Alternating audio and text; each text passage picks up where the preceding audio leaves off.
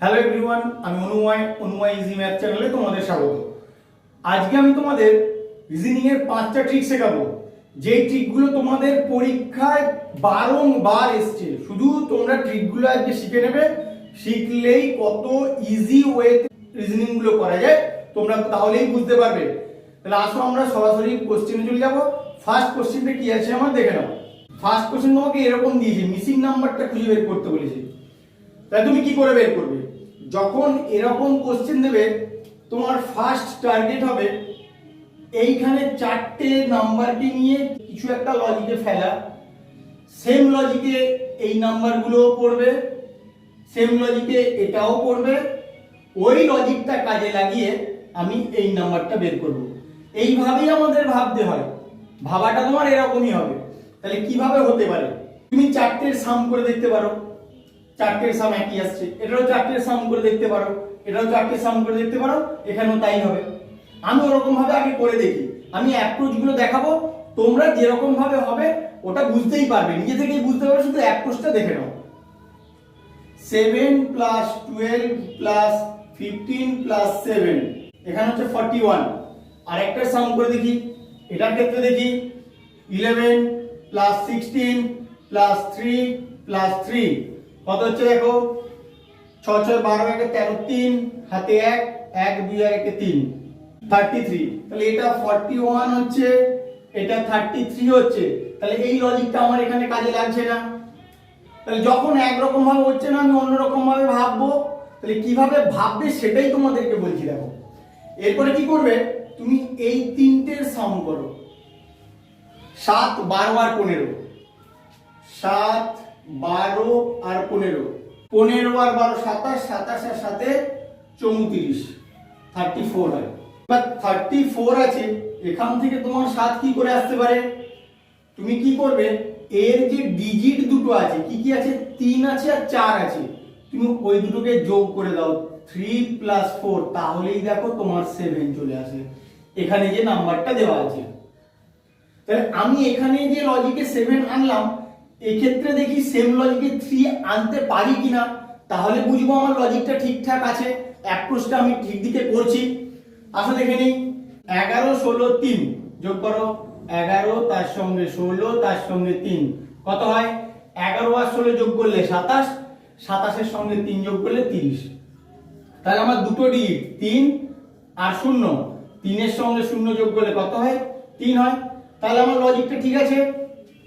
এটার ক্ষেত্রে দেখে নিই, 9 8 আর 17, আমি আর লিখছি না, একবারই করে দিচ্ছি। 9 আর 8 যোগ করলে 17, 17 আর 17 যোগ করলে 34, আর 34 এর দুটো ডিজিট 3 আর 4, আমি 3 আর 4 যোগ করলে কত হয়? 7 হয়। তাহলে এক্ষেত্রে লজিকটা খাটলো। সেম লজিকটা আমি এখানে লাগাবো, তাহলেই আমার কোশ্চেন মার্কে কি आंसर হবে বেরিয়ে যাবে। 15 6 আর 21 ऐड करो, 15 प्लस 6 प्लस 21, 15 যোগ 6 যোগ 21 কত হয়? 15 6 21, 21 আর 21 যোগ করলে 42, দুটো ডিজিট 4 আর 2, 4 আর 2 যোগ করলে হয় 6। তাহলে তোমার এখানে কোশ্চেন মার্কে কত হবে? 6। কত নম্বর অপশন? 3 নম্বর অপশন। তোমরা কিন্তু এইভাবে ভাববে, ফার্স্টে অ্যাড করবে, না গেলে আবার তিনটে নিয়ে এরকম ভাবে ভাববে, তাহলেই দেখবে তোমাদের রিজনিং গুলো খুব সুন্দর ভাবে হচ্ছে। কিভাবে অ্যাপ্রোচ করব সেই জিনিসগুলো ভালো করে শিখে নাও, তাহলেই কিন্তু তোমরা আননোন রিজনিংও নিমেষের মধ্যেই নামাতে পারবে, একদম সময় লাগবে না। শুধু লজিকটা দেখে নাও। আমার ভিডিওটা এখনো পর্যন্ত যারা সাবস্ক্রাইব করনি, প্লিজ সাবস্ক্রাইব করে নিও এবং পাশে থাকা বেল আইকনটা প্রেস করে দিও, যাতে নতুন নতুন ভিডিও দিলে সঙ্গে সঙ্গে নোটিফিকেশন তোমাদের কাছে পৌঁছে যায়। একটা সার্কেলের মধ্যে একটা স্কোয়ার দেওয়া আছে, আর বিভিন্ন জায়গায় বিভিন্ন নাম্বার লেখা আছে, আর তোমাকে একটা জায়গার মিসিং নাম্বার খুঁজে বের করতে হবে। এটার ক্ষেত্রে কি রকম ভাবে করবে তুমি? আমি 15 থেকে 30 কি করে আনতে পারি? 15 কে যদি 2 দিয়ে গুণ করি তাহলে 30 আসে। আর আমি এখানে যখন 2 দিয়ে গুণ করলাম, তাহলে পরে যে ডিজিট আছে 15 এর পরে এইদিকে কত আছে? 2 আছে। 2 কে 2 দিয়ে গুণ করি, সেক্ষেত্রে কত আসে? 4 আসে। সেক্ষেত্রে তো আমার আর 14 আসছে না, তাহলে আমার এই লজিকটা হবে না। তাহলে আমি অন্য লজিকে দেখব। আমি একটা জিনিস লক্ষ্য করছি, 15 তার ঠিক পরে যে সংখ্যাটা আছে কত? 2। 15 কে যদি 2 দিয়ে আমি গুণ করি, এটার ক্ষেত্রে 15 কে 2 দিয়ে গুণ করলেই কিন্তু আমার 30 হয়ে যায়। তাহলে আমি যেই ঘরটায় করছি তার ঠিক পরে অবশ্যই ক্লকওয়াইজ ঘুরবো, খেয়াল থাকে যেন, অ্যান্টি ক্লকওয়াইজ ঘুরলে কিন্তু তোমার হবে না। 15 তার ঠিক পরে ক্লকওয়াইজ ঘুরে যে ঘরটা হচ্ছে তার যে সংখ্যাটা আছে তার সংখ্যাটা মানে স্কোয়ারের বাইরে, সেখানে স্কোয়ারের বাইরে যে ডিজিটটা আছে সেই ডিজিটটার সঙ্গে 15 গুণ করলে দেখো তোমার করসপন্ডিং ওই সংখ্যাটা হচ্ছে। হলো? তাহলে একই রকম ভাবে এই ঘরটার মান বের করতে গেলে কি করতে হবে, এটার সঙ্গে এটা গুণ করতে হবে, 2 এর সঙ্গে 7 গুণ করব। দেখো এখানে যে লজিকটা লাগালাম এখানে কিন্তু সেম লজিকে আমার 14 এলো, যেটা করছি তার ঠিক পরের স্কোয়ারের বাইরের ডিজিটটাকে গুণ করছি। সেম লজিকে এটা দেখি, 7 কে যদি 9 দিয়ে গুণ করি কত হয় 63, তাহলে 63 এর জায়গায় আমি 7 গুণ 9 লিখতেই পারি।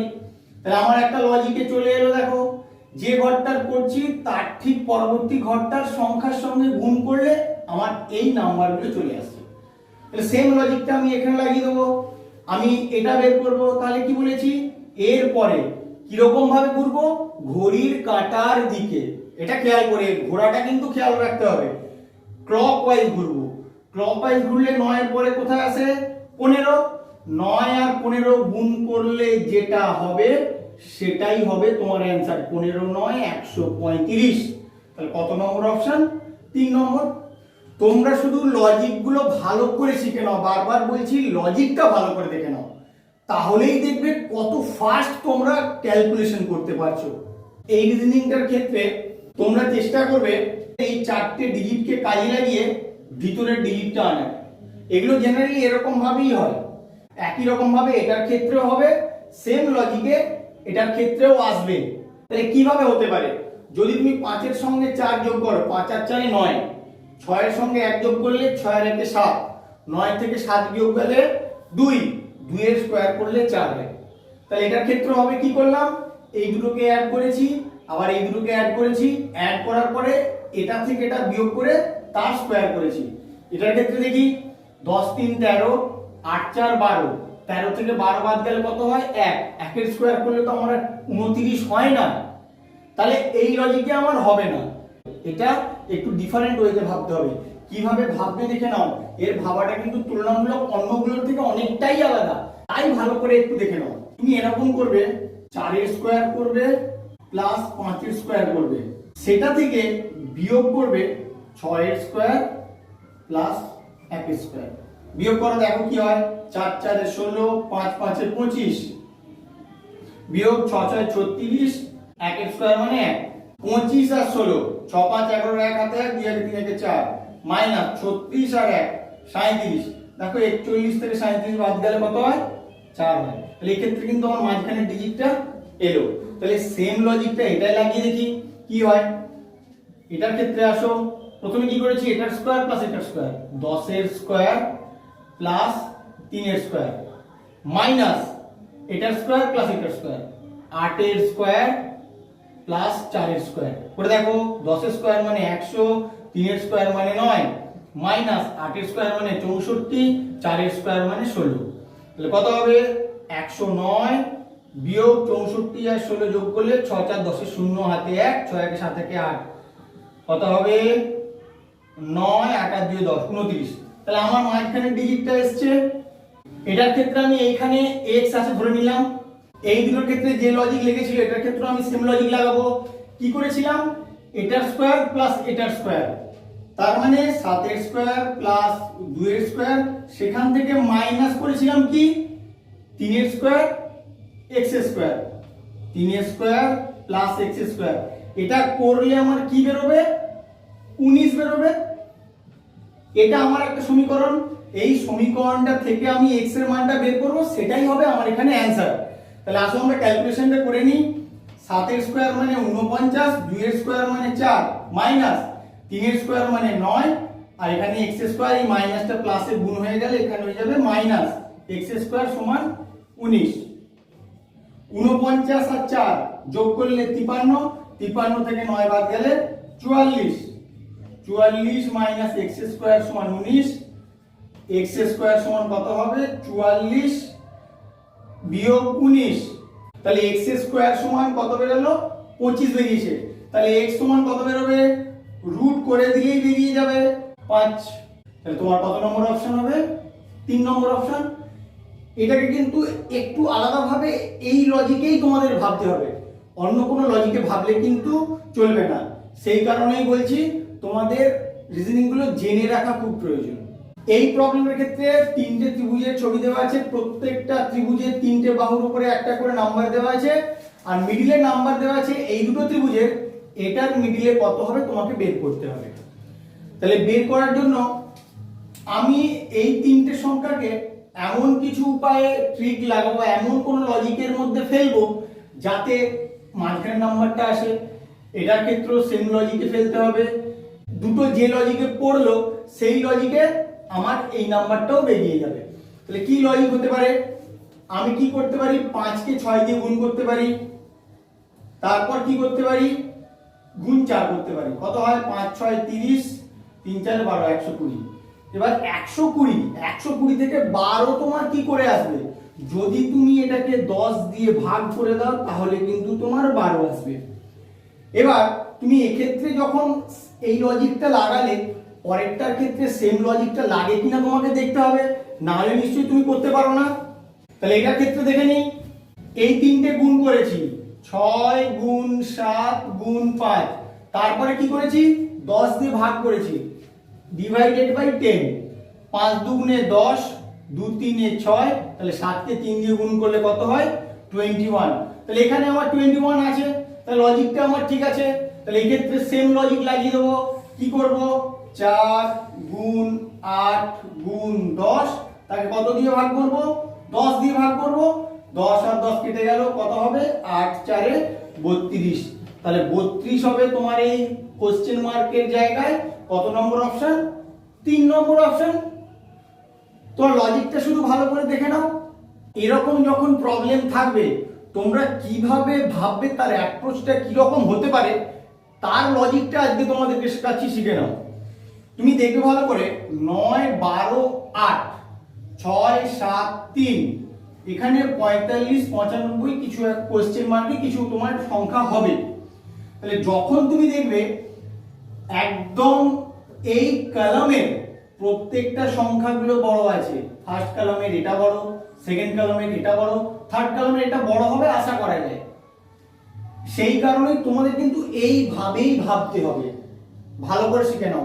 এইভাবেই ভাবতে হবে, যেহেতু দেখলাম এখানে ফার্স্ট কলামের সেকেন্ড কলামের সংখ্যাগুলো সব বড় বড় আছে, তার মানে এই ছোট সংখ্যাগুলোকে কাজে লাগিয়ে আমি এই সংখ্যাগুলো নিয়ে আসবো। একই রকম ভাবে যদি এইখানের সংখ্যাগুলো বড় হতো তখন কিন্তু আমি এই ছোটগুলোকে কাজে লাগিয়ে এগুলো নিয়ে আসতাম। এই লজিকটা তোমরা ভালো করে জেনে রাখো, কোন দিক থেকে তোমাদের ভাবতে হবে। তো তোমাদের ভাবাটা বললাম এই রকম ভাবে ভাবতে হবে। 9 আর 6 কি করে 45 আসে? 9 6 গুণ করলে তো 54, বা 54 থেকে তুমি যদি 9 বাদ দাও তাহলে হয় 45, 12 সাথে 84, এক্ষেত্রে তো আর তোমার এরকম ভাবে আসবে না। তাহলে কিভাবে করবে দেখে নাও কি করে অ্যাপ্রোচটা করছি। আমি যদি 9 এর স্কয়ার বিয়োগ 6 এর স্কয়ার করি কত হয় দেখি? 9 এর স্কয়ার মানে 9 9 81, 6 এর স্কয়ার মানে 6 6 36, অবশ্যই 45 আসবে। দেখো আমার এখানে আছে 6 5 11, 4 4 8। তাহলে এই ক্ষেত্রে দেখি সেম লজিকটা অবশ্যই কাজে লাগতে হবে, না হলে কিন্তু হবে না। তাহলে কি হবে? 12 স্কয়ার বিয়োগ 7 এর স্কয়ার সমান কত হবে? 12 স্কয়ার করলে 144, 7 এর স্কয়ার করলে 49, দেখো আমার 95 চলে আসছে। তাহলে এটার ক্ষেত্রে সেম লজিক কাজে লাগবে। 8 এর স্কয়ার বিয়োগ 3 এর স্কয়ার, 8 এর স্কয়ার মানে 64, 3 এর স্কয়ার মানে 9, 64 থেকে 9 বাদ গেলে 55। তোমার কত নম্বর অপশন? 3 নম্বর অপশন। তোমরা শুধু কি রকম ভাবে ভাবতে হবে লজিকটা ভালো করে শিখে নাও, এটা তোমাদের কাছে বেশি ইম্পর্টেন্ট। এইভাবেই তোমরা করবে। আমার ভিডিওটা কেমন লাগলো তোমরা অবশ্যই কমেন্ট করে জানিও, বন্ধুদের সঙ্গে খুব বেশি বেশি করে শেয়ার করবে যাতে তারাও এই ট্রিকগুলো সম্বন্ধে অবগত হয়। Please like, share, comment and subscribe your channel Anuma easy math. Thank you.